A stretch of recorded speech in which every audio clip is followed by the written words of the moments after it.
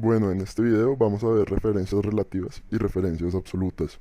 La referencia relativa consiste en referenciar a una celda de Excel en otra, de tal forma que dicha referencia sea variable a conveniencia de lo que se está haciendo, mientras que la referencia absoluta fija la celda referenciada nuevamente a conveniencia del usuario. Esta se suele aplicar cuando se arrastra fórmulas o también se copia una fórmula de una celda a otra y no se quiere que se cambien los valores iniciales.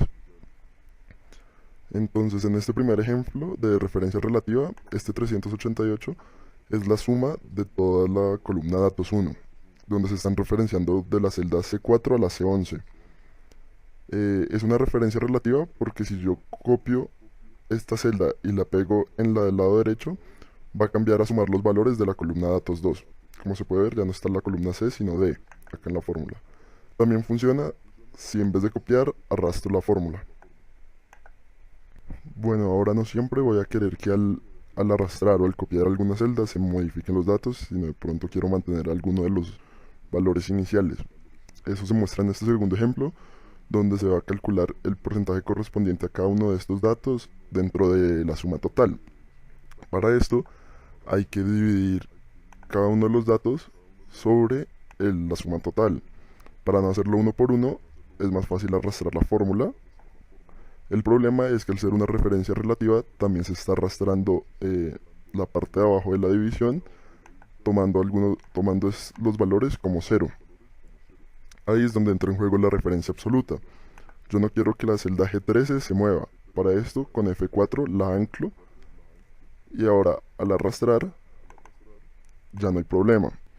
Ahora, si miramos al momento de hacer la referencia absoluta, se puso el símbolo pesos antes de la fila y de la columna. Esto quiere decir que si me muevo horizontalmente o verticalmente, ya sea arrastrando o copiando, no va a cambiar el valor. Pero a veces puede ser útil que arrastrar horizontalmente no se modifique, pero arrastrar hacia abajo sí cambie la referencia. En esos casos, al oprimir nuevamente F4, se puede ver que ahí estamos anclando solo la fila o solo la columna. Para entender esto mejor, hay un tercer ejemplo que son las tablas de multiplicar. Para esto debemos crear una única fórmula que nos permita aquí en la primera celda, después arrastrar a la derecha y hacia abajo y llenar todas las tablas de multiplicar. Aquí hay que hacer el uso de referencia absoluta, pero solo para una fila o para la columna. Entonces empecemos. En este primer caso queremos multiplicar este valor con este de acá. Pero ¿qué pasa? Primero quiero arrastrar a la derecha. Entonces, esta celda azul, que es la celda C6, quiero que si me muevo hacia la derecha, no se modifique. Moverme hacia la derecha significa cambiar de columna, y el indicador de la columna es la C. Entonces voy a anclar la C. Y el indicador de filas lo dejo libre, porque cuando me muevo hacia abajo, si quiero que la celda vaya cambiando acá 1, 2, 3, 4. Lo mismo pasa con el otro 1. Acá quiero que al moverme hacia abajo no se modifique, pero moverme hacia la derecha sí cambie el valor 1, 2, 3, 4, 5, etc.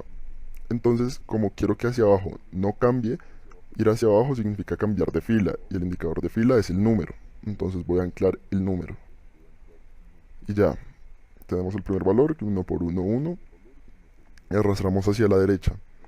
Como podemos ver, todas las multiplicaciones coinciden.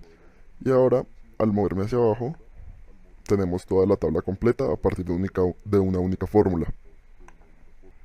Y ya eso fue todo. En la descripción del video dejo un link donde pueden descargar el archivo con el que se trabajó, por si lo quieren revisar, y en el canal encuentran otros videos explicando distintas funciones.